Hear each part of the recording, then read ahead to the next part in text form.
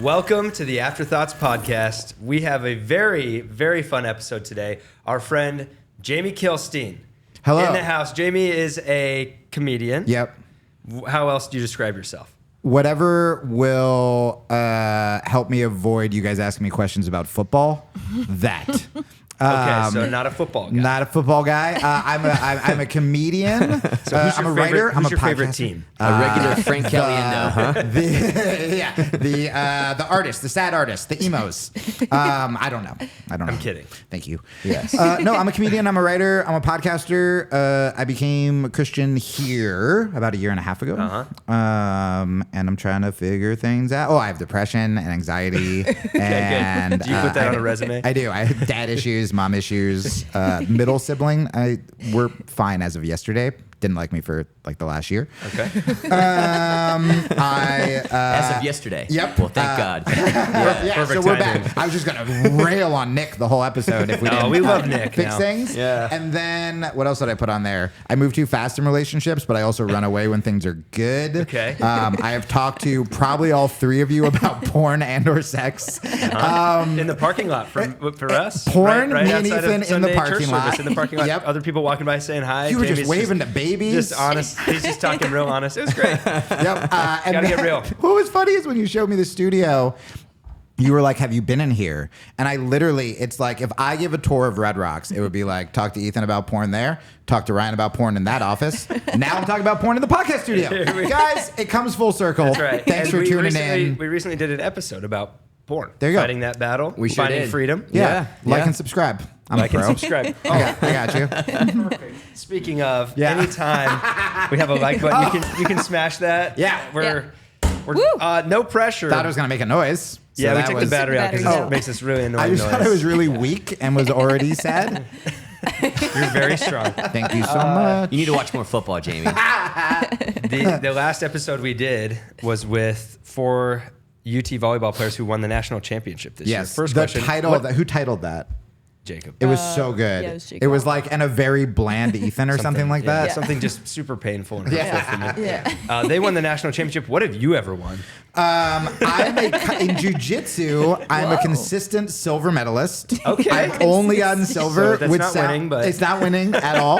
And not only that, but I mean, world champion, like silver medalist, because I'm. Can you be a world champion silver Wait, medalist? when you say silver, you mean So- in like a tournament? A tournament. Or like there's Wow. 2 people fighting? No, in a tournament. So one's gold and one's No, silver. so I won. I choked 4 people. Okay. But the problem was, like, I never had that athlete mentality. So when I got silver, I was so, and this was at the World Championships. Yeah. When I got silver, I freaked out so hard that I think my adrenaline crashed because I didn't think I was going to even place. So I'm like hitting the mat, like doing, I didn't believe in God then. I'm like pointing to the sky. I like, legitimately. You're Tebowing? Yeah. I don't know who that is. John 3:16. But I'm freaking out. Sorry, can't help This it. guy, man. Yeah, and then I totally crashed. And the first time I ever was submitted was in the finals because I was just like, why am I so tired? And then one of my coaches was like, was it perhaps when you celebrated? Was it when you thought it was over? started giving credit to some vague presence you don't believe in yet? Yeah. So I That's did, amazing. Yeah, I did that. I mean, all of my the reason I can never ever be cocky is all of my accomplishments just end in something tragic. I mean, even the best thing I ever did in comedy was just like Robin Williams took me under his wings. A year later, blah, like, that's not good. So everything ends poorly. I mean, we're trying to change it. We're Everything's- changing that. Post Jesus, everything has been That's right. everything's been hard. Yes. Okay.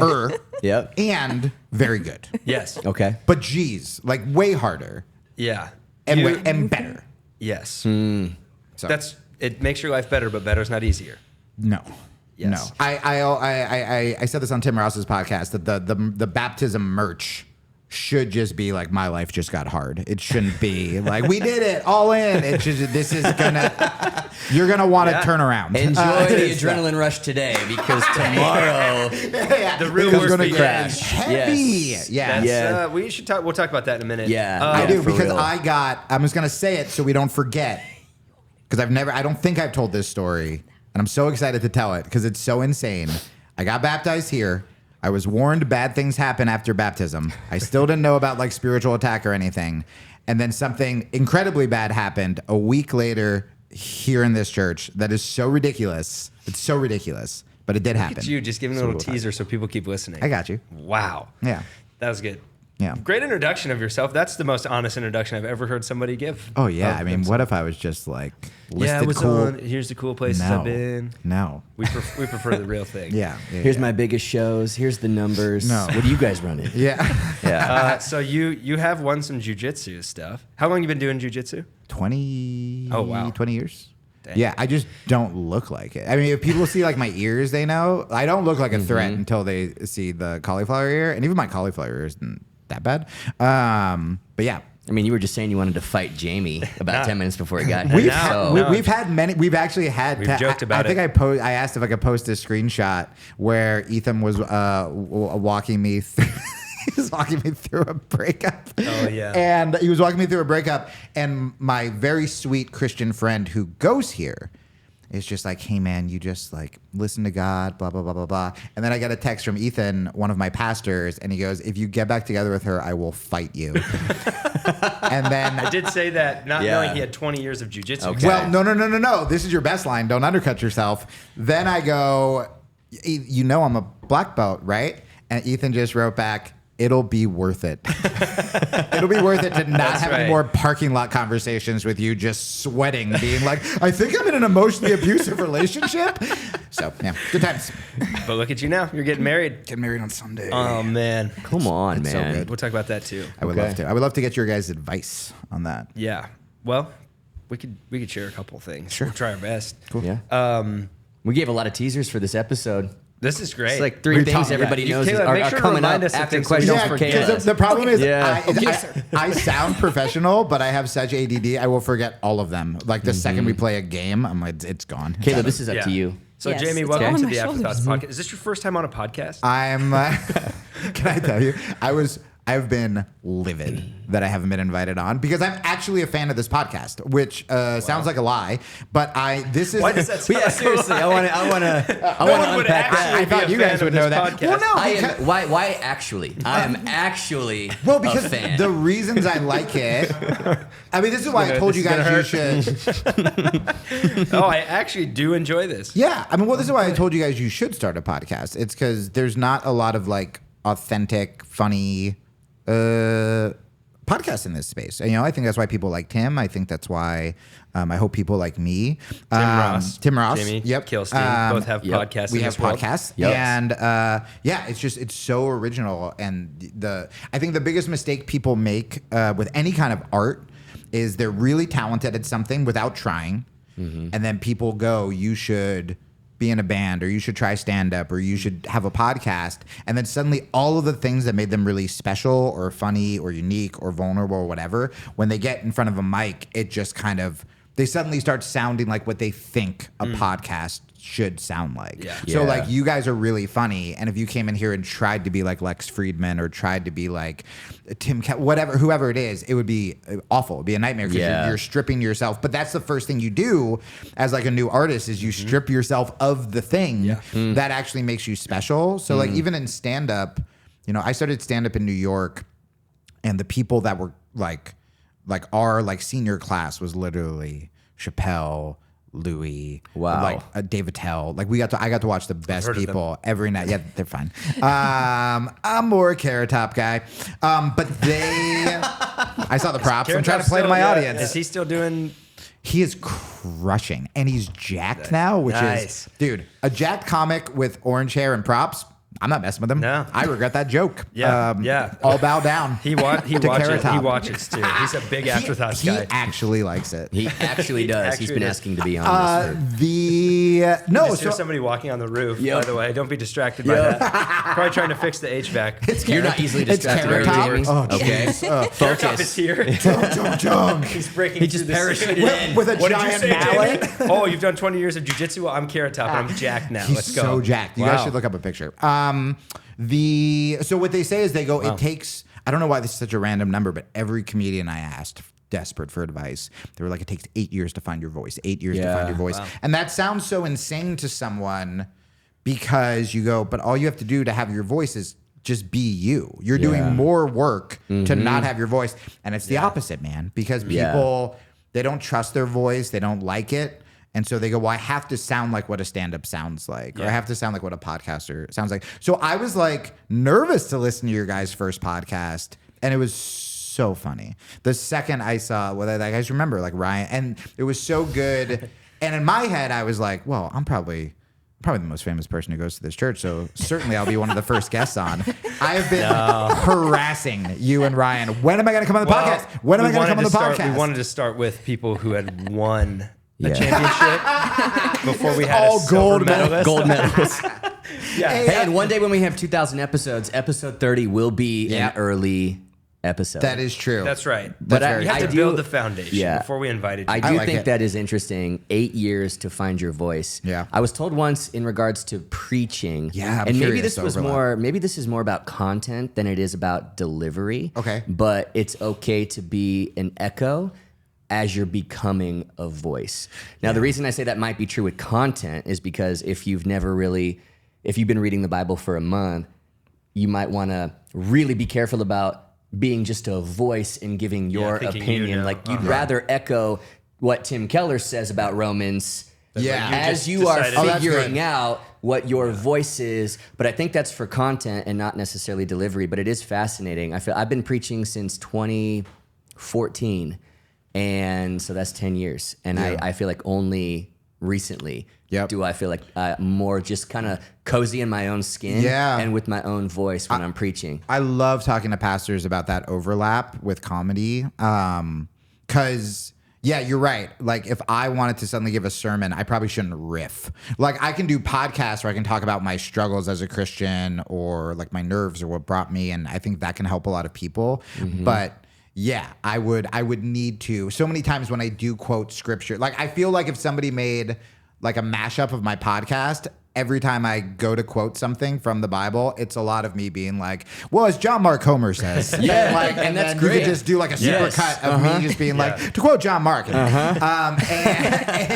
But you can't do that with comedy though. You can't. No, No. because comedy, you're a hack. Right. I would Yes. compare it more to music, which is when you're learning guitar and suddenly you hit that first like Hendrix riff, you go bam, bam, bam, bam. You kind of go, oh, this is right. I know this is correct guitar. And then you kind of learn, well, what's the scale he used for that riff? And then you learn the scale, and then you come up with your own riff, and then that helps you develop. But there's just so much more pressure.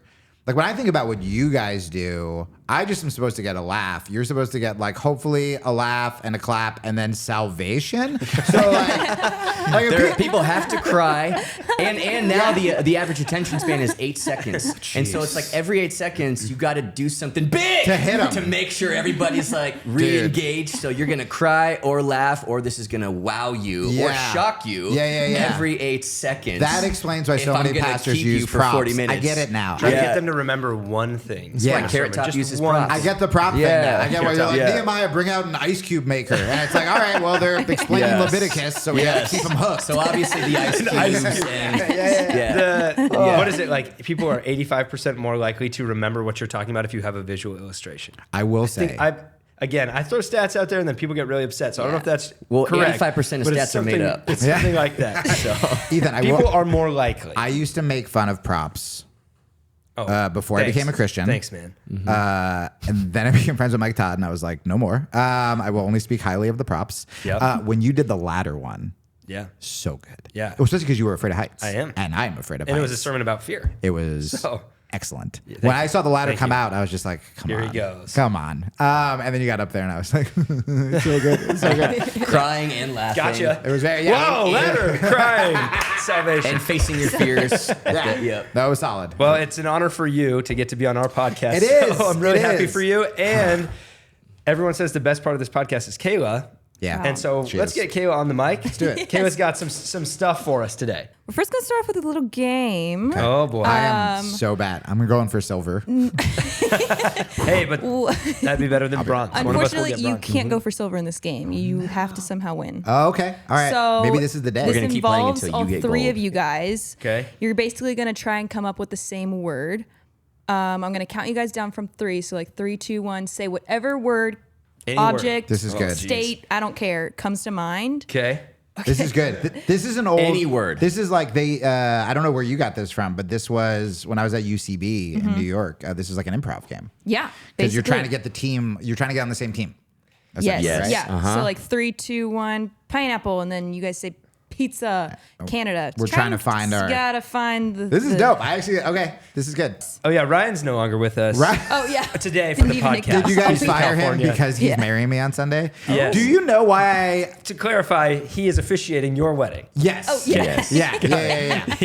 I was with the amount I You are text marrying Alex, Yes. who Ryan will be officiating. who Ryan will be Got it. officiating. Okay. I didn't tell you. You're busy. In the order of people He's who got an injured wrist. people who I'm busy healing and and people rehabbing. who text me back the quickest out of all the pastors. It goes Ryan, Ethan, Doug. Ryan texts back faster than me. Yeah. Oh, that's Yeah. That's Okay. Yeah, That's a call out for me. He likes me a lot. When That's why he's officiating your wedding. so Ethan and Ryan, I definitely talk to the most about like my relationship troubles, and they've been with me through this growth and blah blah blah blah blah. Yeah. It's good for you to meet Doug today. Yeah, I've heard a lot about you, Jamie. I don't want to I ask just the for- lead. I've seen a lot of your content. I forwarded him all of your voice memos with no context. So, hey man, this is the guy I'm gonna fight if he gets back together with his girl. Got or it. girlfriend. So Ryan, I was just kind of like, so Ryan knows Alex the best. We've all hung out a bunch. So Who is your fiance, Who is by the my way? fiance? So that was Context over that here. was a Just check. giving context. That was a check for Ryan. But I was also like, man, Ethan's been through a lot with me. And then Ethan sent me just a checking up text message, and I left him for real a 5-minute review of the Jason Statham movie, The Beekeeper. That's true. Then my next It voice. was a good review. It was Made a good me want to review. see it. I didn't, but Then my thought about it. My The next- Beekeeper. The Beekeeper, where he was a literal beekeeper for Claire Huxtable. Then Claire Huxtable dies because spam people steal all of her money, so she kills herself. So then Jason Statham turns out to be involved in a government psyops program, also called the Beekeepers, that was like above the CIA, and he just kills spam people for 2 hours. It was incredible. what does that have to do with bees? Well, he was a beekeeper for Oh, the he first was, 10 right, minutes. oh. And then the name of the program is The Beekeeper because they protect the hive. I saw it opening night. Well, speaking of relationship advice, I've always said if she comes home wearing a white suit covered in stings and honey, Yep. you know she's a keeper. She's a keeper. That's good. That's good. This is all a big setup for Doug. You could use that and cut, Jacob. episode. Done. So then, Kayla, I'm so sorry about this. I promise it'll be worth it. I send Ethan a second voice memo that goes, hey man, also I'm getting married. I know it's kind of fast. You're probably going to be worried about it, but just know it's the closest I ever felt to God. We pray together. It's everything I thought these old relationships were, but it was just like handed to me, and I prayed about it, and I felt God say, because I go, am I ready for this? Should I wait? And I felt God say, if you jump, I'll catch you. And I'm like, I don't talk like that, so that must be God. Ethan sends me a text back that just says, that Beekeeper review was 10 out of 10. That's it. Doesn't mention the engagement. I think I probably congratulated you at some point. Nope. Okay. Well, I brought you here today to congratulate you. Let's go. I was just so enthralled by the beekeeper plot that it was like, oh yeah, you're getting married. That's cool. Yeah. But so Jason was a beekeeper, but now he's with the government. Wow. Yeah, so much. Yeah. Okay. Okay, so we're gonna try to say the same Oh, word at yes. the same I gotta time. stop hijacking. Yes. Yeah. I'm gonna count down from 3, so it'll be like 3, 2, 1 word. All right, or object, or And we just say any word and then what? and then 'Cause we you're obviously probably gonna won't- be like, okay, you can't like really like say like, all right, let's try and you can't really help each other. You just have Okay. to like try and read each other's minds. So we try to if through we're all that gonna- I wonder we if try we're to gonna get it find the a first common time. we try to Yes. find a common common theme. thing just to get to the same word. That's it. All right, you guys ready? Yep. Okay. Kayla, we're ready. Okay. 3, 2, 1. California. Beekeeper. Okay, everybody say it again. What'd you guys say? I said B. Okay. Beekeeper. Oh. I said California. Oh. So it's close. Oh, well, It's Hollywood.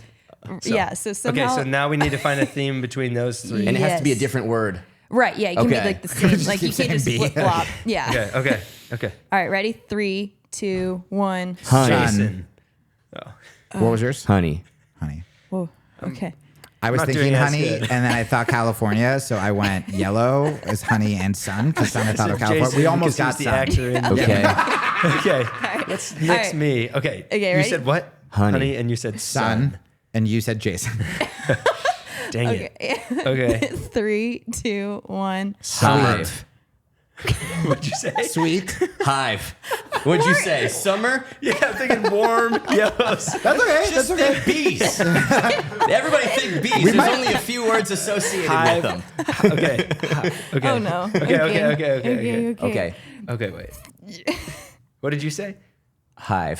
I've said bee, honey, hive. Just for the record. I'm not going to California for this. Okay, just so you know. I got it. I know that this is. I know we're gonna get it right here. All right. Okay. Sorry, I'm just trying to make this 3. segment go longer Yeah. because otherwise we're all on the same Yeah. page. 3, 2, 1. Stinger.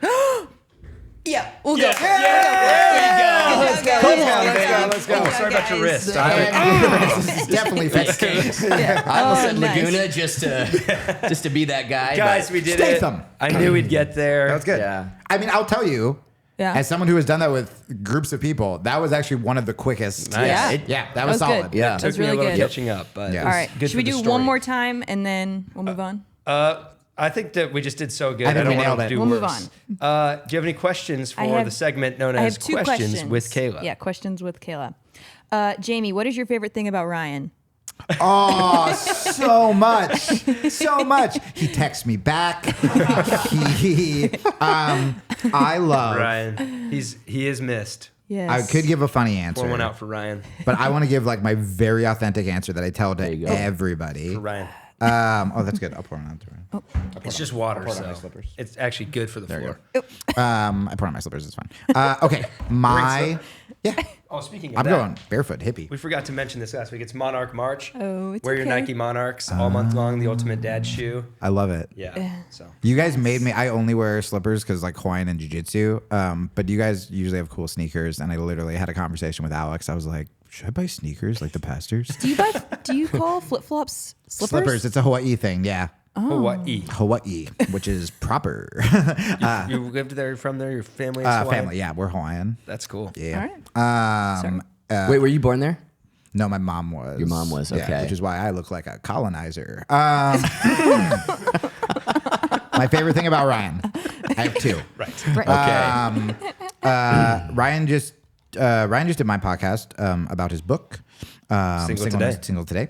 And what I love about Ryan, the 2 things are, number 1, like it's so rare, especially when people start to get in like public spaces, that people like walk the talk. You know what I mean?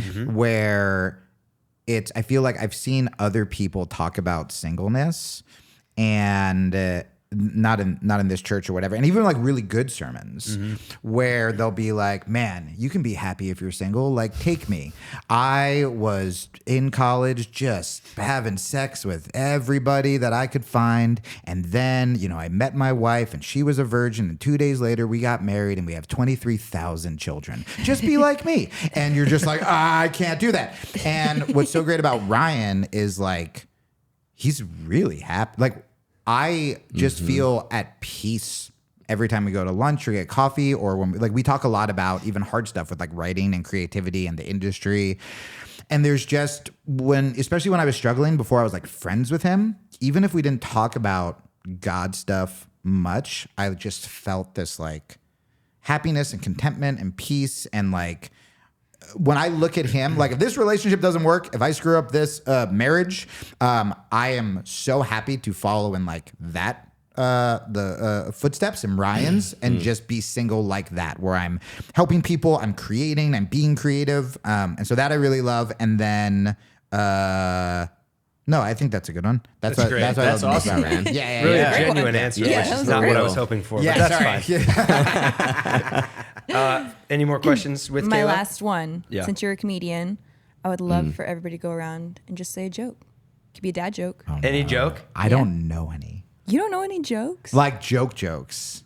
He does like build up comedy. Yeah, storytelling. Well, Makes observations. I will. Yeah, you guys don't want. I mean, I remember when I was super political, and you'd meet. So I if I'm in like an Uber or I meet someone new, I usually say writer, because if I say comedian, it's either gonna be tell me a joke. And then especially back in the day, I was like, I have like a 7-minute one on the military industrial complex, but like you don't want that. Or it's usually, I got a joke for your act. And it is Right. always going to be racist. Like if you meet a stranger who's like, I got one for you. And you're just like, oh, I do my own stuff and I don't thanks, do it. You're like, wait till you hear this. A Mexican, a Jew, they all walk into and you're just like, stop. Don't do this. Yeah. So, but I want to hear your guys' jokes. I hope it doesn't start with a Mexican and a. No. Absolutely not. All right, I'll go. I'll give you a second to think. Thank you. You're welcome. How do you get a one-armed monkey out of a tree? How? You shoot it. Oh, Jeez. Unexpected. Wow. That was good. Really dark. Yes. That was, yeah. That's Jeez. it. All right. Yeah. Not what we expected there. No.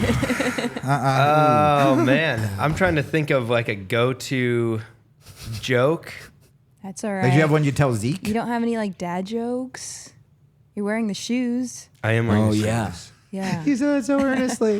I feel like But you Doug have the memorizes these shoes. dad jokes. All right, Do what's a green and shot for smells me. like paint? Green paint? Yeah. Nice. Very good. All right, moving on. Yeah. Moving on. Anything else, Kayla? Nope, that's all from me. Thank you. You're the best, Yeah. Kayla. Thanks. Yeah. All right. We've already talked in depth about some great things. I want to talk a little bit about your story. So the first time that we met, Yeah. I had just finished a sermon. Yep. I went out into the lobby when worship was going on to go get something to drink from the cafe. Yep. And there's just this guy standing alone in the lobby watching on the TV. Yep. And he looks over at me and he's like, "Oh, hey, you're the guy that was in there." I was like, "Uh-huh." He's like, I've never really gone to church before. What should I do?" And I was like, "What do you mean?" He's like, "I mean, I know I should read the Bible. I'm sure that's what you would tell me, but like, what else should I do?" And when you're a pastor, Oh, I did say that. I do remember that. when you're a pastor, that's just like someone just put a Pro V1 on a T for you, handed you a driver, and like, here we go. It's also just very refreshing. Very refreshing. Yeah. So we just met that day. That was Jamie. I remember Jamie it. Shyamalan twist. Jamie was the guy in the lobby That was me. that was talking to me. So that's when the first time we met, and you were just like, I remember being much more panicked than like you. Well, made yeah, me you sound, did seem I remember panicked. the reason I was out there is I watched in the back row of the church, but then I was just like, certainly the pastors get mobbed afterwards. And so I was like, I have to be the first one out there. So I placed myself. Oh, I so didn't if even know I that. was like, oh, hey man, you were the guy. well, you such played crap. it off cool, but then quickly I could tell you're like, I'm trying to figure life out. Yeah, what do I yeah. do? And then so that started a friendship. Yep. We started hanging out and You talking. gave me a little Red Rock starter pack. That's right. We gave you the starter pack. I will say that little devotional helpful. Well, Like, that's good. I did it. Yeah, the Bible. I was like, not reading on. that, but the devotional thing broke it down. got you down. Now It gave me a thing to started do to every get day. you into So at that moment, you were kind of in a critical point of life of like, what do I believe? Asking a lot of questions, gone Yep. through a lot. This is like, hey, tell us your whole life story in 2 minutes. But Sure. what led you up to that moment? And then we'll talk about where you've gone from there as you have found your relationship with God. Okay. He started working in your life. So many cool things happening. Yeah. But up to that moment where you're this panicked guy in a lobby, like, what the heck do I do? The panic guy in the lobby is Yeah. so good. Yeah. Yeah, I can. I'll cliff note it, and then if any of you guys want to hear the in-depth part of any of these stories, you can check out the Back Row podcast with Jamie Kilstein. That's right. Okay, so I think growing up, I always felt like I was like spiritual. But that I think especially when you're a teenager, that could just like equal like you smoke weed, and you're like, what's out there? So it was a lot of that. And The world is so vast. yeah. Do you think there's like another version of me looking at me right now was something I definitely said in fields with my like high school girlfriend? So That's great. my mom was like kind of Christian. My dad was like kind of Jewish. Like I think they both cared. My mom prayed. My dad really cares about his like ancestors and stuff, but we never went to church. We never went to synagogue. And it was also sort of, pray when things are really bad. And so I never really had like a great image of God. I had a really hard childhood. I think like I was always so drawn to spiritual things. Like I became a vegetarian when I was 16, so I started reading about like Taoism as a 16-year-old. Because I was like, well, they don't eat animals. And I'm like, oh, I kind of like this, like we're all one thing. And then when I don't want to get political, you guys can just nod and you don't have to comment on this. But when I was growing up, the only times you would hear about Christianity so it was under like the Bush administration was when I started like comedy and started to be kind of political. And right now I consider myself in the middle. You know, when you read the Bible, you kind of have to, right? Like it's just kind of like, oh, this sounds really conservative, and then this sounds super progressive. And if you're leaning one way or the other, you're probably not right.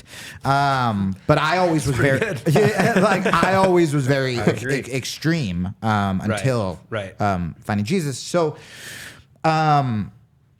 all that was being represented were people being very hateful towards gay people. The war in Iraq was even being called a crusade at times. And then they were quickly like, oh, we're not legally allowed to say that. But it was just, there was a lot of like Islamophobia happening after 9/11. It was all of these like very rich politicians who were just using Christianity to attack marginalized groups instead of being like, hey, we should feed the poor. And now, take in mind, I'm a kid, so this is all I'm seeing on the mainstream news. Now I know that stuff exists in droves. Right. But at the time, Christianity was becoming very political. You only, you know, I just read, I just finished this week Philip Yancey's book on grace. I think it's like, what's the something with grace? And it's so good. And he seems like a pretty conservative evangelical guy, but he was so bummed out because he said whenever he asked someone on an airplane, what do you think of when you think of Christianity? It was always political. It was never grace. It was never it was always some sort of like anti-abortion. Like that was kind of it.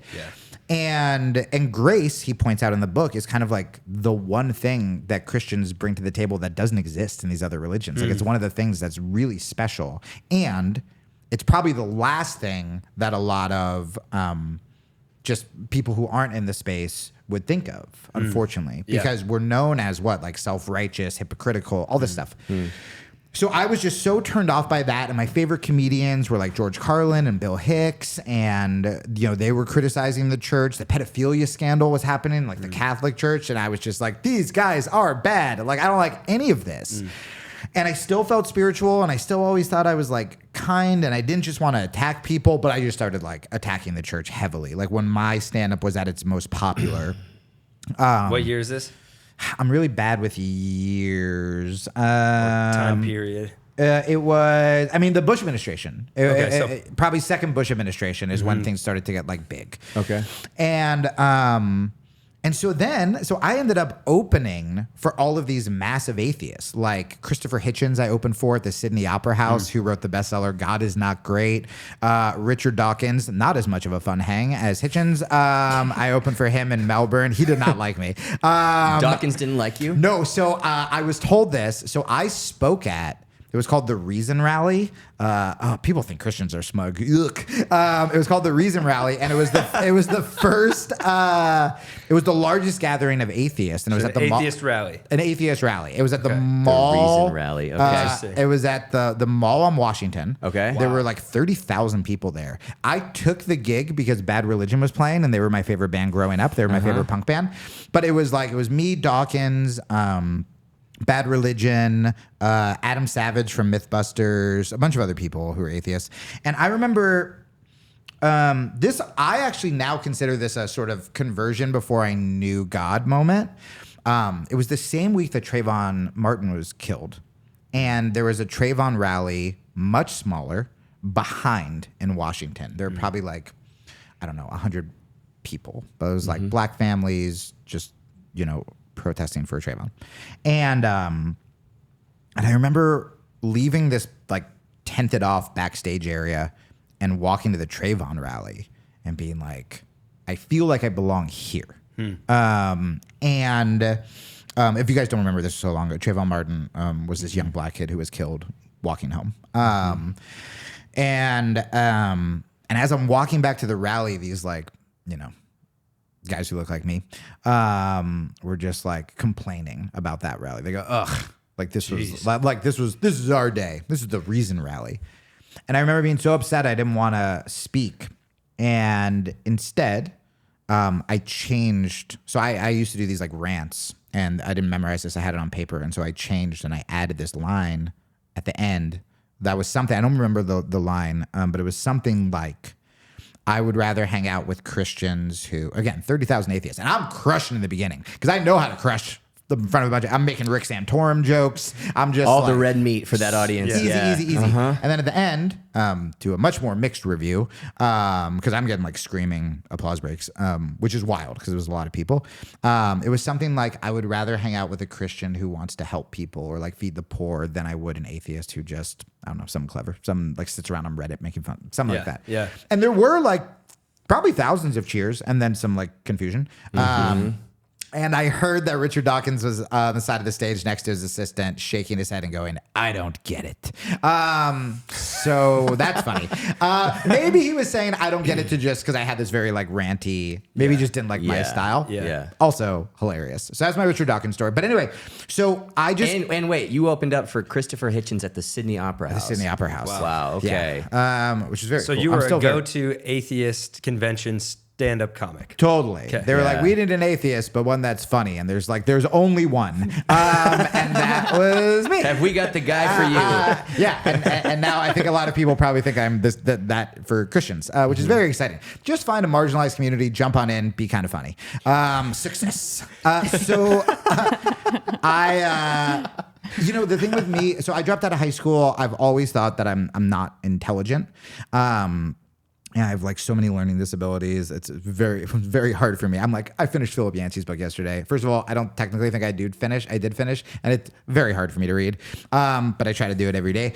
And but I'm very self-conscious about not being smart. And I've been the same way in this space. Like, I'm like, but I can't quote the Bible. Should I go on Tim Ross's show? But I can't, Yeah.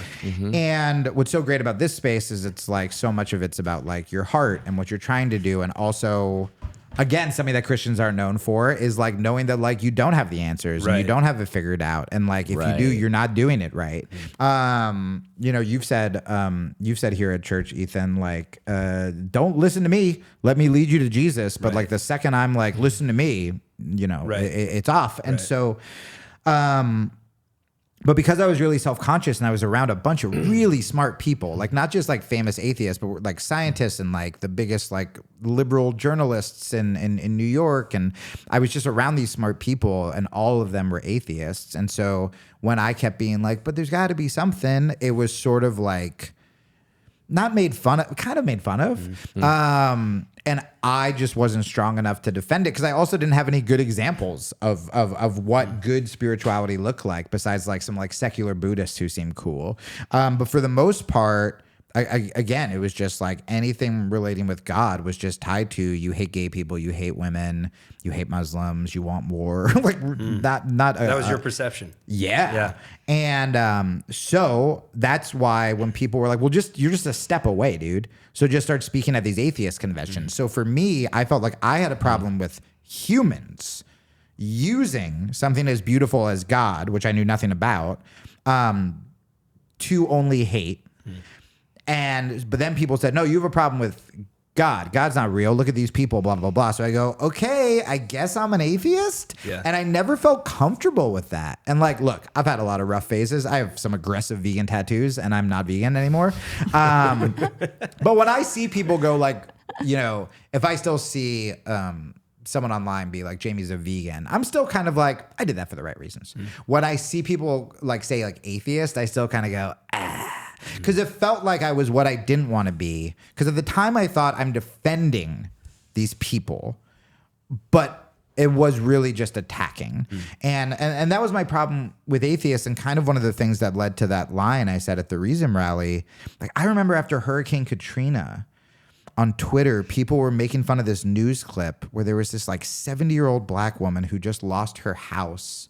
And she was like, I know God's got me. I just want to like thank God and I pray that he helps me. And these atheists online, some that I followed, were like, oh, that's the God who caused the hurricane, blah, blah, blah. And I was just like, that's your contribution to the world? Like, go get a boat, dude. Yeah. Go down there and help. And so I just kind of, I didn't want that to be what I was known for. And then I just forgot. And then my life got really bad. I had a divorce. I had an affair when I was in my 20s. was so depressed. I was suicidal. I kept trying to quit comedy, and then Robin talked me out of not quitting, and then Robin died, and then I was suicidal again, and then the divorce happened, and then I was suicidal again, and then I moved to LA to kind of get away from all of that, and then same day I just couldn't find footing. And I think that's the hardest part when you're depressed is not when everything's going bad. When everything's going bad, you go, it makes sense that I feel this way.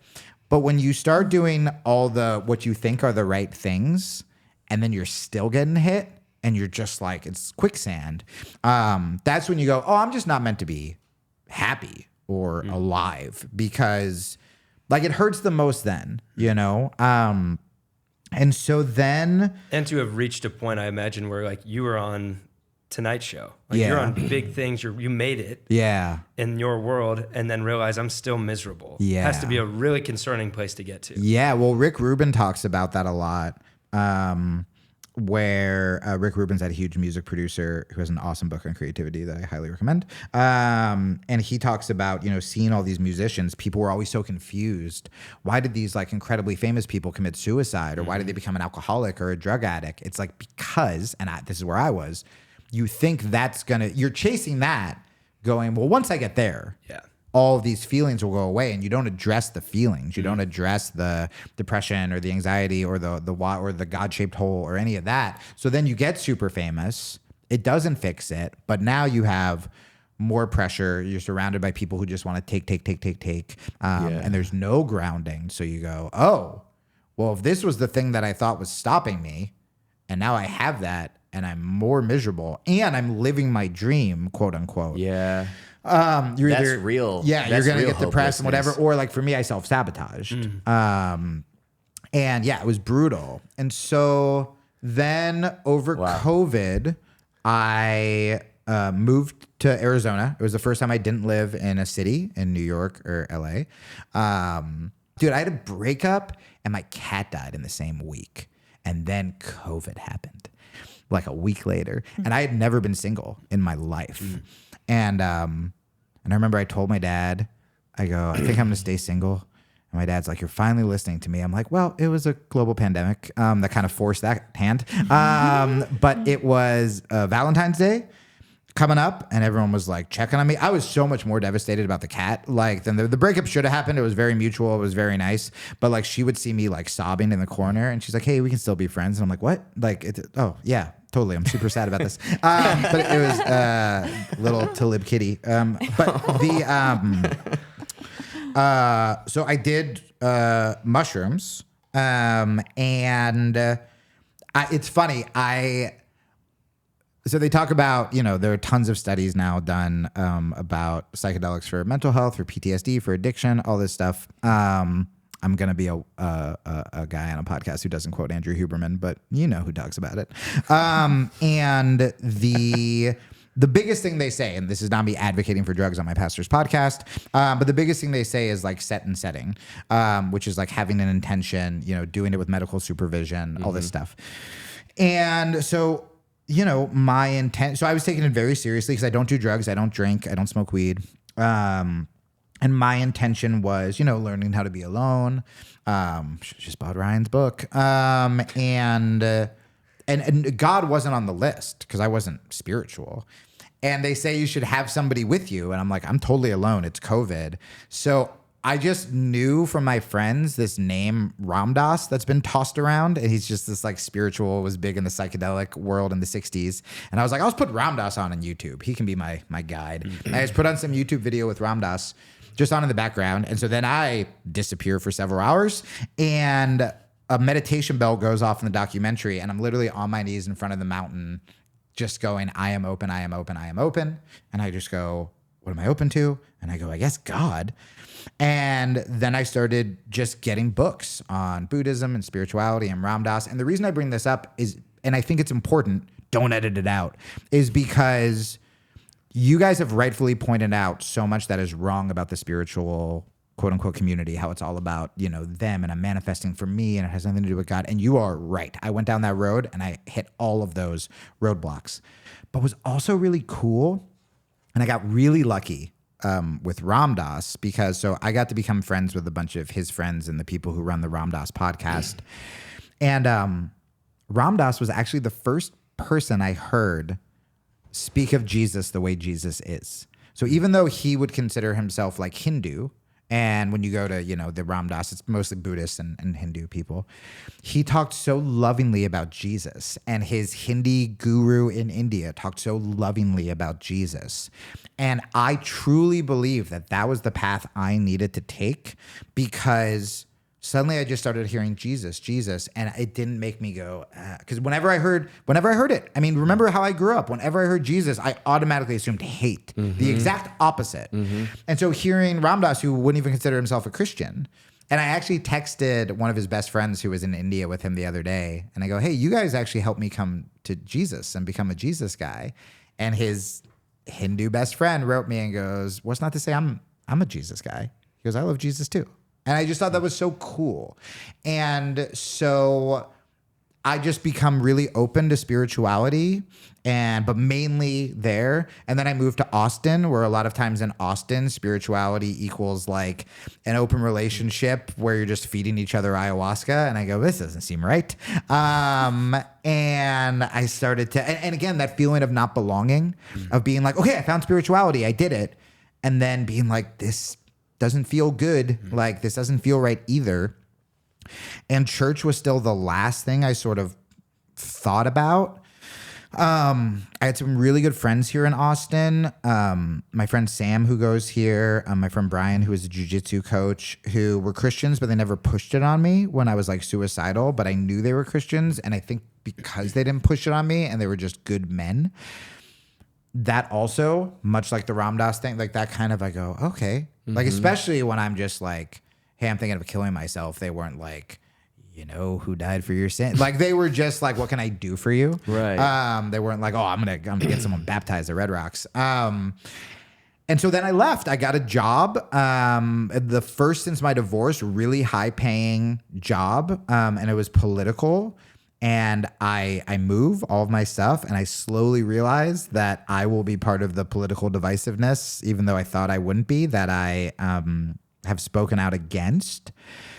And so I leave that job, and I'm going to be homeless again. This is like 2 years ago. And I leave the job for the right reason. I mean, it's the first time I have that much money, and I'm just kind of like, I think I need to walk away from this. And I kept feeling like I need to get pulled back. I'm getting pulled back to Austin, but I have nothing in Austin except for I have friends and floors I can sleep on, which I utilized.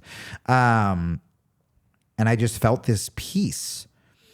And so I pulled the trigger and I got C.S. Lewis, Mere Christianity, which is like, I recommend before the Bible. Bible is very daunting. And I read that kind of on my way back to Austin. And I should have been so scared walking away from so much money, having zero money. I mean, zero savings, zero going back to sleep on the owner of 10th Planet Jiu-Jitsu's floor because he's off with his wife somewhere. And I really, really felt peace. And then, that dude, Sam, he was in my jiu-jitsu class. He just goes, hey, if you need somewhere to stay. Because I was getting offered to stay places with comedians, but it was like these like party houses. And I was just like, but I'm trying, if I'm going back, like I don't want to drink. I don't want to be around drugs. I don't, like, it was fun. I was feeling more of a Christian lifestyle without being able to pinpoint why. And it wasn't from shame. Like, that's another thing. You guys, all three of you talk about this so well. Like, the things that, maybe people who were raised legalistically that push them away from the church. You know what I mean? Like, just only like, you're dressing like this, or, are you doing this with this boy, or you're drinking, you're going to hell, all the fear-based stuff. What I learned through this church and through God was that it's like, no. When that stuff gets brought up, it's just to make your life better. It's not to scare you into submission or because you're going to go to hell. And so Sam goes, we have a guest room. And again, I think I've hung out with him twice. He's like, I talked to my wife, who I didn't know, who Belle is a queen. She just took my fiance wedding dress shopping. And they gave it about 2 weeks, possibly one episode of The Chosen to ease me in. Nice. Mm. And then they go, do you want to come to Red Rocks? And I go, yep. And then you were preaching. And then the next week I accosted you in the lobby. And that was it. And there we are. There we go. So long. Sorry. That's great. Yeah. No, that's Yeah, awesome. that was the gist. So you went on a whole spiritual journey, atheism into trying to find something. Seeking mushrooms, all that stuff. I'm trying to find what I'm looking for. And then you show up here. Yep.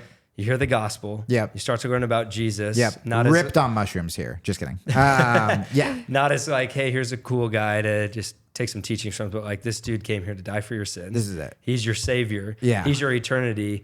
How did that unlock for you? Because you had so much, and I feel like a lot of people can relate to that, especially in a city like Austin where there's a whole lot of spirituality of seeking and trying all kinds of things. And if you seek stuff, you'll find something. It's just not always Jesus, right? Well, and it's easier. And the marketing department's way better. It's like, hey, hot chicks and drugs. And then you're like an inflatable pool, and yeah, so even when I was taking, huge shout out, Deborah Newport. That's my biggest name drop. She is the best. Yep. And so we become really close. And even when I was taking like her classes, there was still stuff that I was like uncomfortable with post-baptism. Sure. Like spiritual attack. I'm like, that's just people being jerks. And like, I'm under spiritual attack. Heaven and hell. Yep. I don't talk about that confidently. I still try to I want to be good on earth. I don't, I want to do as much good as I can here. Not just, I don't know. I'm not as confident about that. I don't picture it. When people are like, oh, but you get eternity. And I'm like, great bonus. Sick. If it's true, love it. I still want to bring people to Jesus now, here. And I want to do that here, not even because of their eternal salvation. And I know you guys say that a lot, so I'm not undercutting that. But for me, as someone who came to Jesus at 40, who went through all of that, I want to do it because this is the first time I felt loved, period. So it doesn't even have to do with, being in eternity with my father, whatever. It has to do with because I feel loved for the first time, whether I'm screwing up or crushing it. Because I feel loved for the first time, that has, when I do get depressed or when I am seeking someone else's approval, or when I am trying to impress whatever, suddenly I can say no to the things I'm supposed to say no to. I can pick myself up the way I'm supposed to pick myself up. I can do all this because I realize, I just never felt true love. And if you're truly loved, then you can get through all the hard stuff.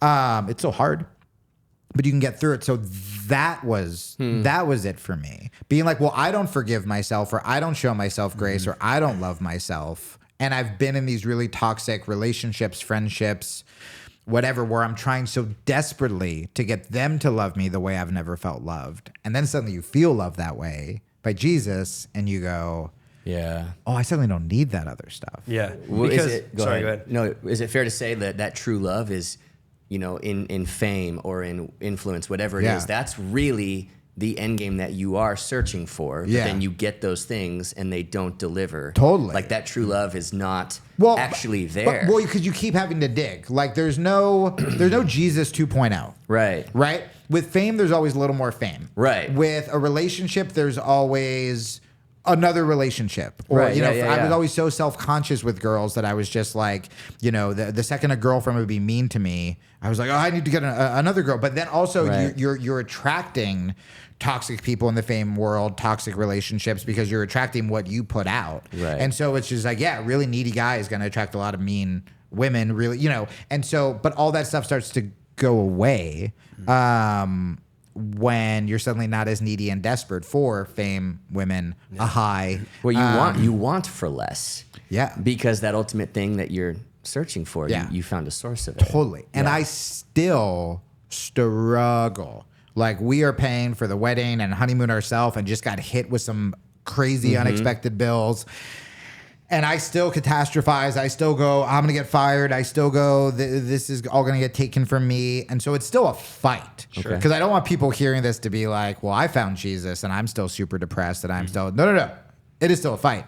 You just have a lot of backup if you choose to lean on that backup instead of being like, well, I'm going to fix it myself by tuning out God and clawing. I think that's where the hopelessness comes in. If it's fame, it's money, or it's some of the like spiritual paths that people are seeking on, is all of those things end up pointing back to you. And you already know your brokenness, whereas you find Jesus and it ends up pointing to him. And he's everything that you're not, has everything that you need. And seeing that transformation in your life has been incredible, because I remember when we first started talking and we were going to get lunch, you texted me something like, hey man, just so you know, if you Google me, there's gonna be some stuff that you find. Not good. Like really worried. And I get that feeling because, you know, I feel that about my life too, where I'm like, if people knew the whole thing, I don't know if they'd want me, you know.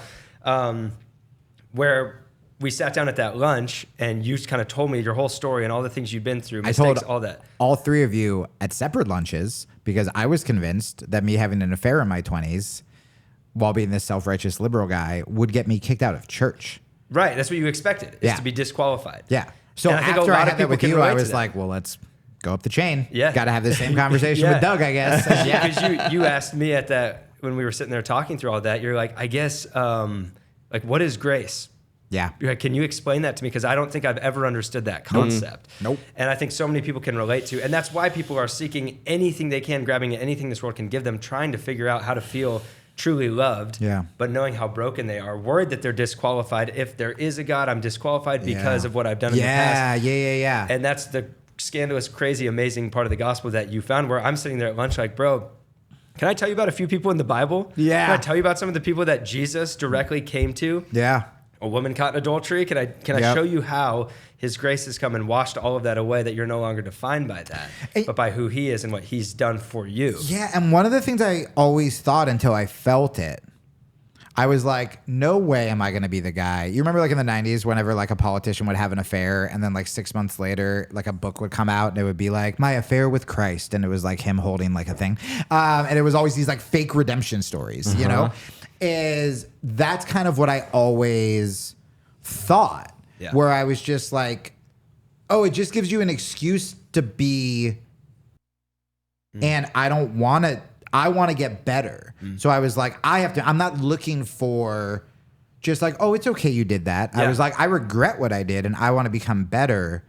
And, you know. But you can't do that if you're living in shame and you can't accept forgiveness. Totally. But what I thought what religious people did, and a lot of them do, is they're just jerks to their family. They keep having affairs. They keep doing all this stuff. And then they go and ask for forgiveness. And that gives them like carte blanche to keep going on with this bad behavior. And so that I never wanted. But what I didn't know comes with that grace is that freedom that enables you to be like, oh my, like I was given this. Now I have the responsibility, not because I'm afraid to go to hell, but because I'm so inspired by who Jesus was that I want to bring that to my life. Because the idea of having that kind of forgiveness and grace and that I keep messing up is so gross to me. Like it's just a not even, the reason Christianity has gotten hard or has made my life harder is because my bar's gotten higher. Not because, oh, I can't have sex or I can't do this or I can't whatever. It's literally because my expectations of myself,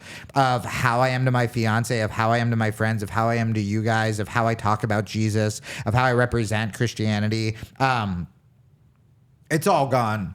It's all gone in a really positive way, not a scary pressure way, but in a like, okay. Yeah. Like, it's a higher calling. And Jesus says it comes at a cost.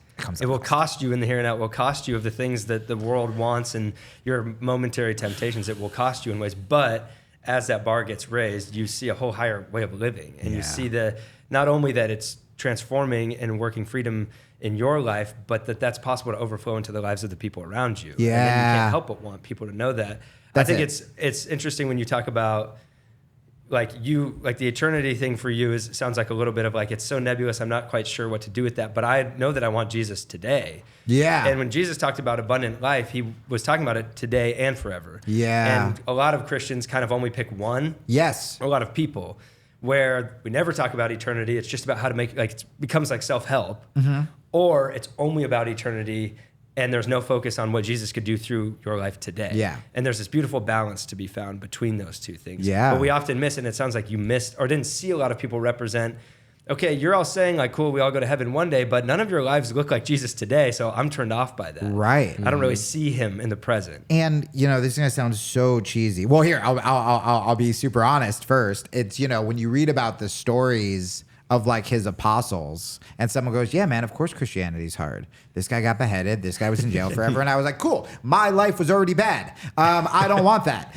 And I just want to live normal.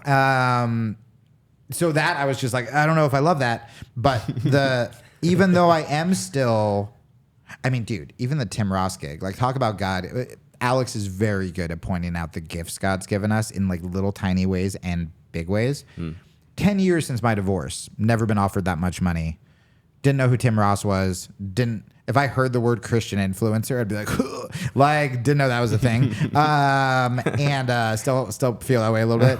I go on Tim Ross's podcast, first Christian podcast I've ever gone on. That day, after we go off the air, I walked away from all my other podcasts because I was like, this one's just like promoted by like weed companies. This one, it just didn't feel right. So now I have even less money going into that Tim Ross show. I have less money. And so he goes, hey, promote your podcast. I go, I don't really have one. I like kind of quit last night and whatever. And Tim just goes, all right, we got to end the episode because I have to talk to you. Ends the episode. Hey, we're starting this app called B-Sides, me, Lecrae, these other people who are still in like contract stuff. And we're missing one person. I think I want it to be you. Wow. I feel the Holy Spirit. I've never paid a podcast guest, but I'm going to give you this money, which was all the money I just walked away from, like verbatim, like the exact amount. Whoa. And then I get paid the exact amount, the yearly salary that I walked away from in DC. Wow. So you just go, okay. So obviously there's big things like that. But then you forget about those big things once. I'm still paying off all my debt. We have this honeymoon. I can't afford this. I can't afford that. And what Alex always reminds me is like, continue to trust God. But so there's still struggles. There's still all that. But where I really, really feel it, and this is the part that sounds fake, is when you are behaving like Jesus. And that doesn't mean we can't be perfect. But, I've really started leaning into like the spiritual like practices and disciplines. So like solitude and fasting and Sabbath, stuff like that. And it's really like helping transform me. But, every store that Alex and I frequent, like literally, they all know us by name. They all call us their favorite customers. They all, they know that we are kind and generous and, stuff like that. And those moments, the moments when I talk to a stranger that maybe I wouldn't have talked to, and not in like a gross Christian-y, like, have you heard about, but just in a like human, whatever. Or the days where I'm about to start a fight, that every one of my triggers and every one of my old relationships, it's like, this is just what happens. This girl says this, that makes this happen. You say this, you fight. Like feeling that like, you don't have to do that. Those are the moments where I start to go, oh, I feel like I'm being transformed. Not the Christian checklist of like, find Jesus, get a job, find Jesus, get married too fast, like literally like these moments of like self-transformation. Like this morning, instead of reading, like I sat there quietly and tried contemplative prayer. See, this is why I can't be a Christian influencer. That. I just sat there for a half an hour quietly drinking coffee, like in a separate room while Alex slept. And I've never done that. I've never been able to sit quietly with my own thoughts. And Alex and I got into like a little bit of an argument last night. And just being able to wake up and just be like, go be a man, go handle it. Like she was technically wrong. Put that on the record. And I want to say that on a podcast. But I was like, but what could you have done better? A million things. You know what I mean? Just because like she said this at a bad thing and you could just be like, that's the thing. And she apologized for it. So I could have just, but I was like, be the first one. You want to, what are you, a child? You have to wait for her to apologize first? Go downstairs. And so those are the moments where I actually go, okay, God's working in me. Yeah. And I'm still self-conscious to say this stuff. Like I said something this morning. I'm like, I don't know if this was like the Holy Spirit telling me to say this or if it was me. I'm not confident because I always feel like judged if I'm like, the Holy Spirit's telling me this. And it's just like, if the Holy Spirit's just like, yeah, that wasn't me. I don't know. So I still don't have that confidence, but I feel like I'm getting transformed. And it's all through love, which again, I was never taught. Yeah. Well, I think one of the refreshing things about you and why you have influence and speak to an audience that maybe is on the fringes or maybe, curious about God, but has a lot of the perceptions you have had about Christians and because of them about him is that you don't pretend to be a finished product. That would be crazy. And a lot of times we do that as Christians where it's like, oh, I used to struggle. Now I figured everything out. Oh. But you're just so real and authentic about like, I'm being transformed. I'm in this process. I'm still asking questions. I don't have all the confidence in the world. Yeah. But as you grow in confidence just in who God is and what he says, your humility that you will keep is I think what will keep drawing people to you and ultimately to ask you like, what do you have? Like, what's going on in your life? What have you found? Because you're not pretending to be something that you're not. Hopefully you will always not be exactly positive. Oh, God told me to say this to you. Right. You know, when I think Christians are That's notorious, man, for the last few decades of saying, well, God told me. And then people who don't have that happen to them wonder, wait, so God, you just like hear God audibly say this to you? I mean, every day you have a new social media post that's like the Holy Spirit wants you to see this, I was just like, wow, he's batting 100. He's really active on social media. Yeah. And because in reality, like that kind of speaks a little bit of, I would say like confidence based out of ignorance, which becomes arrogance. Yeah. Which is, I'm this important that God says things directly to me to tell all of y'all. Yeah. You should always have a little bit of, well, first of all, I joke about this all the time. Like when we moved from Denver to Austin to start this church, somebody asked me, why? How do you know you're supposed to do this? Yeah. Like 2 weeks before we moved. And I said, jokingly, because an invisible God like inaudibly told us to. So good. And that's the best answer I got. It's great. And so even like in sermons, I think we all do this. This is what Scripture says. Hey, this is who God is, not because I'm feeling this, but because I know, like Scripture's saying this already. But if there's anything else, it's I'm pretty sure God kind of sort of like impressed on my heart vaguely this. Yeah. Just so you know, I don't hear audibly the voice of God and wake up in Shekinah glory every morning. Yeah. When Christians do that, we automatically kind of create these delineations and tiers where other Christians who don't feel that now feel like there's something wrong with them. Well, and you guys both just gave perfect, we're going to wrap up the podcast paragraphs, and I'm going to just keep derailing it until they start waving their hands that they're running out of the chip space. But I sometimes go, well, I was going to ask like a kind of more political question about just like, why do you think more Christians aren't open about that when like so much of that is like the point? But for me personally, the advice I kind of want to ask you guys off of that is sometimes I go in the opposite direction. I think I'm so afraid of suddenly, especially when people, like when my platform started growing or the people I associate with, I get such imposter syndrome. I mean, dude, the first time I met Matott, I didn't think this is such an embarrassing story. It was at the B-side event, and I didn't think he knew who I was because, like, at the time, he didn't follow me on Instagram. And these two women, he's walking off stage, and these two older women run up to him and they're crying before he could go backstage. And he was so sweet to them. He was like, they were like something like, my sister is struggling with this. Can you please pray? And he did. Like, he just like prayed, and it was so authentic. And then he looked over at me and he gave me a hug. And my thought was like, oh, he thinks I'm with this sad family. And so I go, thank you. And then I was just gonna like walk away. And he just goes, hey, just so you know, like, I watch your stuff, I pray for you. And he goes, the devil's going to tell you you don't belong here, that you don't fit in, that you don't know enough, that you're, you know, what, blah, blah, blah. And I want you to know that, like, it's a lie, and I'm telling you it's a lie. And he goes, do you have those thoughts? And I go, I was having them 5 minutes ago. I was having them on the drive to Dallas. I have them all the time.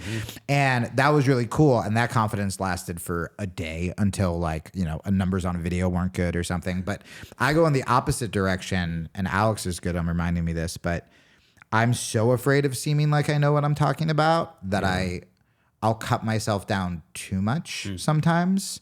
And I don't know, like, have you guys experienced that where you're almost trying to be, it's not fake humility, but you're trying to be so like, I'm down here, that you also can't realize that, no, your voice is still, and I'm saying this to you guys, but like your voice is still very important. And then how do you balance that? How do you not go in the opposite direction? Good question. I mean, yeah, I think we are incredibly self-deprecating, but especially with each other. Yeah. And I think it's a blessing, and it can also, you know, in small ways be a curse too, because it's good because if somebody critiques something that I do, I already like don't take myself serious enough to really give it that much time a day. But then also when you get 99, amazing compliments for every hateful critique. Yeah. But you have a hard time receiving those. Those 99 are gone. If I get because one. you're already Right. you already self-deprecate yourself enough that you go. And I think also part of it is if you only knew. Yeah. The things that I struggle with. I know. And how imperfect I am. Yeah. Would you still be saying that to me? I don't know. Well, and it's not even just with like people saying good or bad things. It's also just about like my life. Like there are times, I think one of the reasons it's hard for me, one of the reasons I still catastrophize, like, this is the first time I've had a house. Still renting. But this is obviously this is the first wedding I've had. This is is because part of me is like, I remember we talked about this on my podcast, Ethan, when I first got baptized, I stopped doing stand-up. And I just started like feeding people on 6th Street because I'm like, this is what a Christian should do. Like I shouldn't be just performing. And a lot of that was true. And I'm glad I did that. It was a little crazy new Christian, but feeding and starting relationships with houseless people on the same street where usually I leave a show and I'm looking around to see who recognized me, who was in the show, who's going to say that was funny, what girl's going to talk to me, whatever. I think that was actually a really good thing. And then suddenly I'm running out of money or like even promoting my podcast now. It's like you want to be humble and stuff like that. And then you see these really successful pastors or best-selling authors or podcasters, and you go, well, it's easy for them to be confident because like they have a ton of money and I'm still struggling, but I also like, should I be poor and meek and humble? And, so even like making a living or being happy, I just go like, does this make me a bad Christian? Like, that's what I mean by like going in the opposite direction of just, I know everything, come listen to my podcast. Yeah. I mean, it's hard. I think we're constantly just as humans, we just measure ourselves and we're always wondering, I'm like, too far this way, too far this way. And Paul just talks about finding my confidence in Christ is a very simple answer. But if I'm going to speak like about God, I want it to be grounded in his word because then I know that it lines up with what he would say and I'm not just making stuff up. Right. And then there's times where it's like, hey, this is just my story. And this is some of my thoughts and my questions. And I'm not saying that, I'm not stamping the God card on that. Right. I'm just sharing my life and being a real authentic human being. And my confidence ultimately comes from him because I know that even the things I don't understand or know, he does.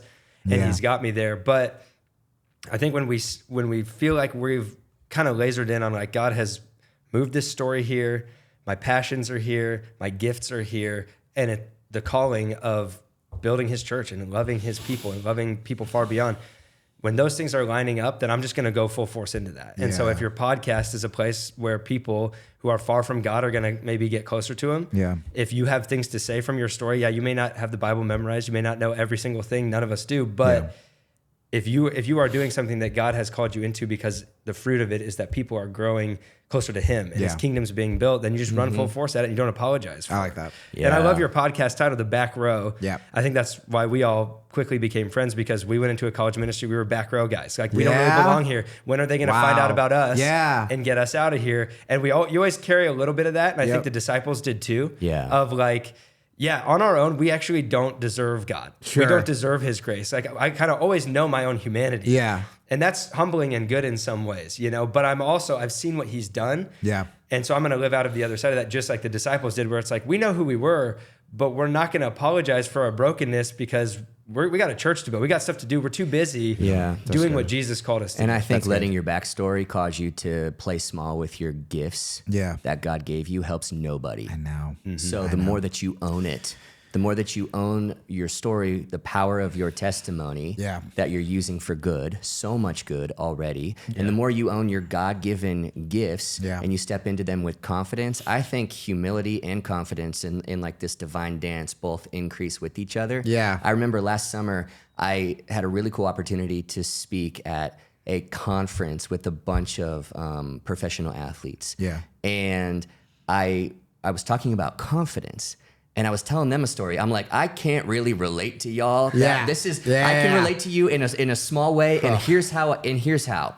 I told him a story. I said one time I was speaking at this really big event, lots of people, and I was nervous, and somebody, a well-meaning Christian, came up to me and said, "Pastor, I'm praying for your humility." Oof. And what I said back was, "Thank you, but can you actually pray for my confidence? Yeah. Because I need that.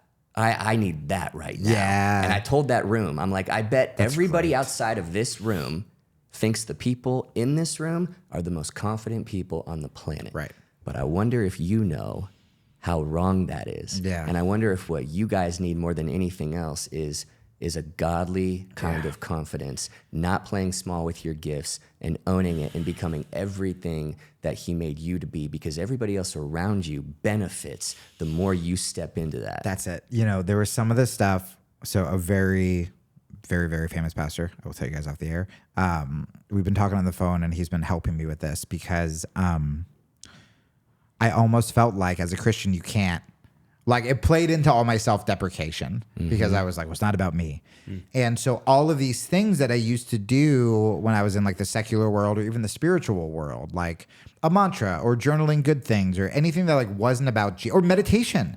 I stopped meditating. And it's like, well, when I meditated, I never sat, you know, praising Buddha for dying for my sins. I just sat quietly. And then when I had an intrusive thought, I trained my brain to go back to being present. That's really healthy. That's really healthy for Christians to do. Jesus went off because he needed quiet and solitude. Yeah.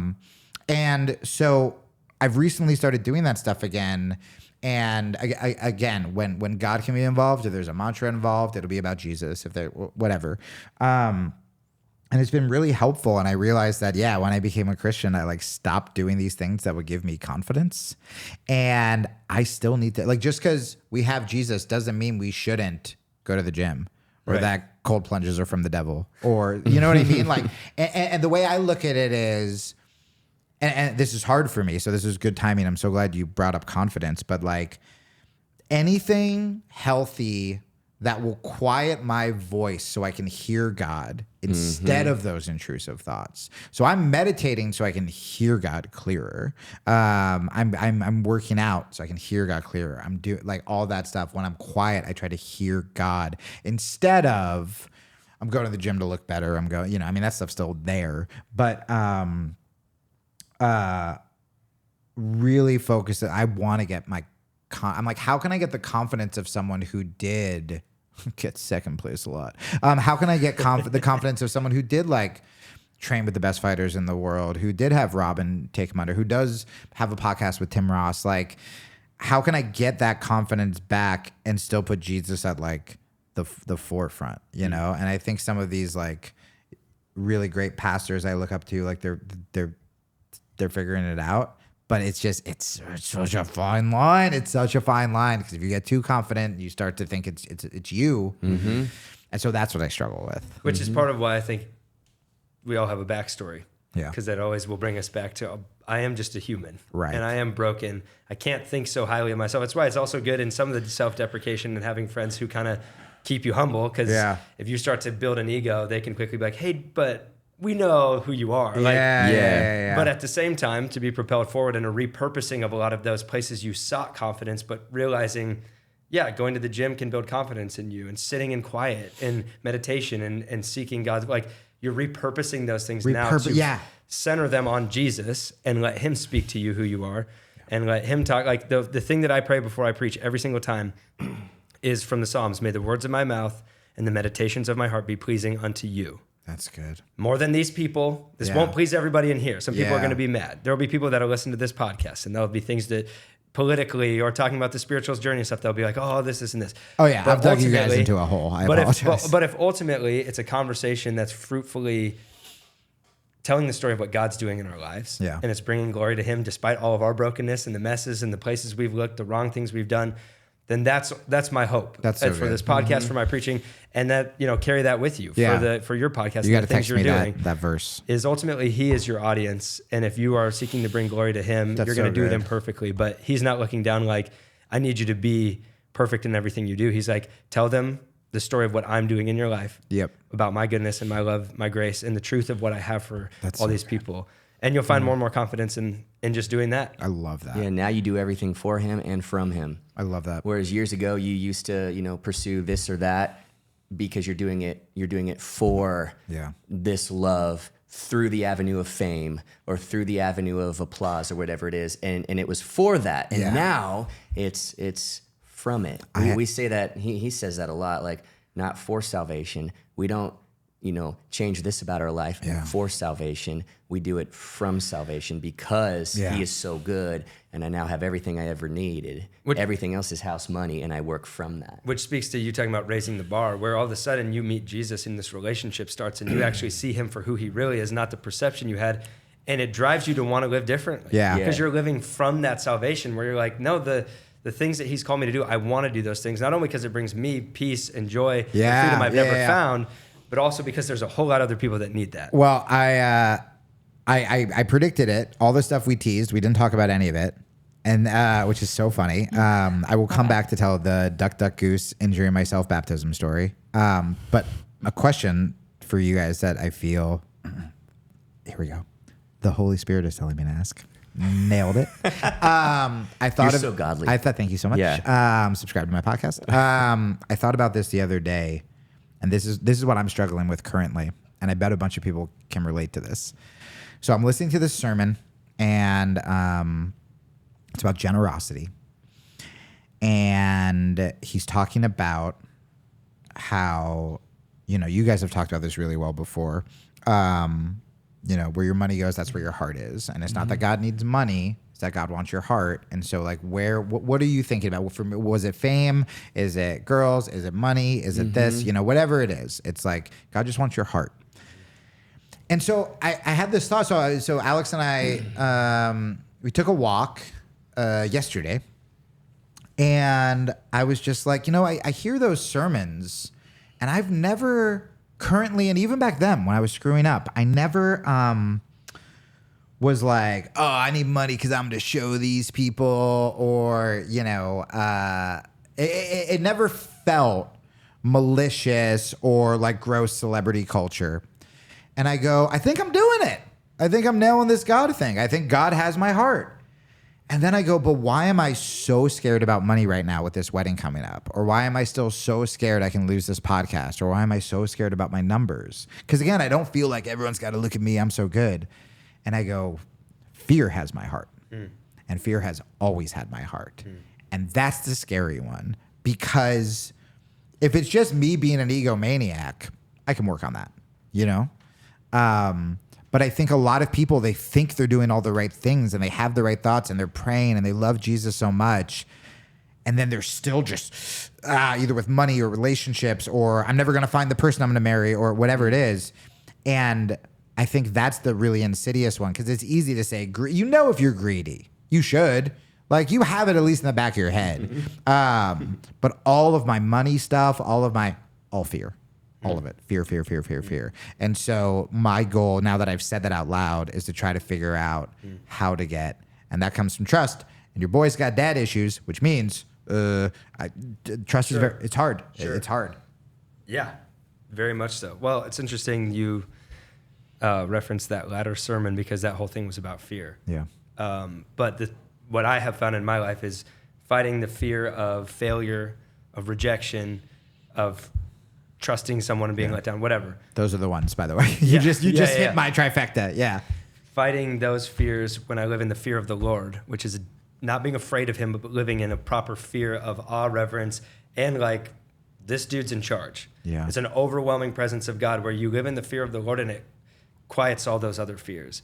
Because it starts to, I describe it as a controlled burn, where you have these fields that grow with all these worldly fears and human fears.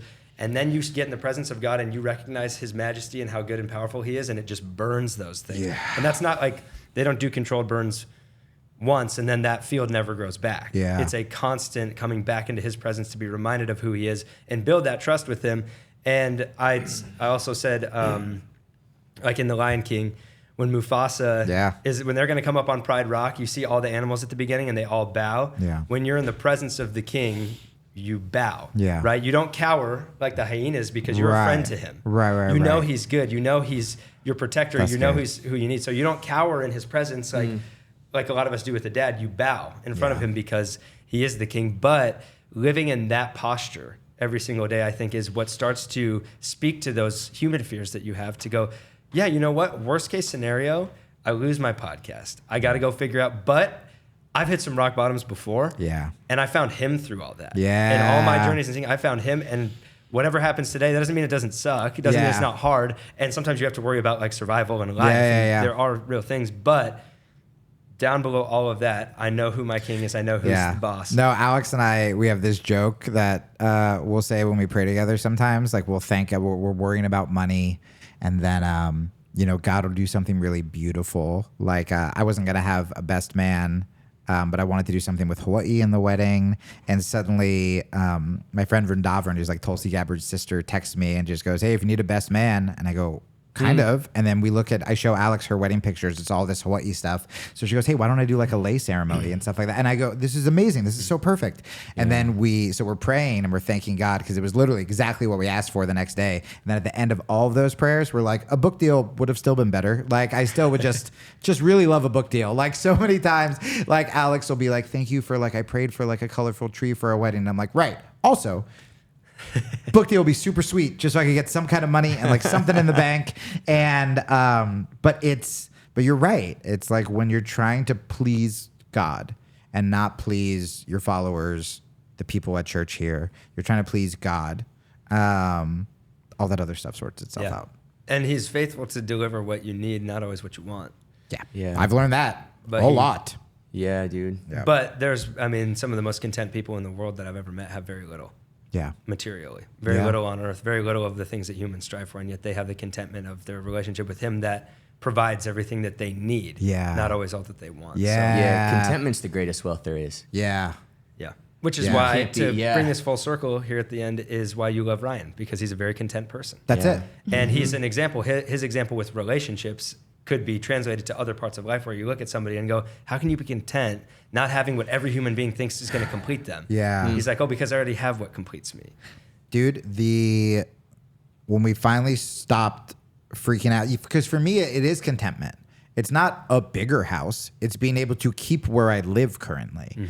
And Alex and I were just like, hey, would you be happy when this lease is up? Even if we're like crushing it, we just like lived in an apartment. She was like, I would be so happy.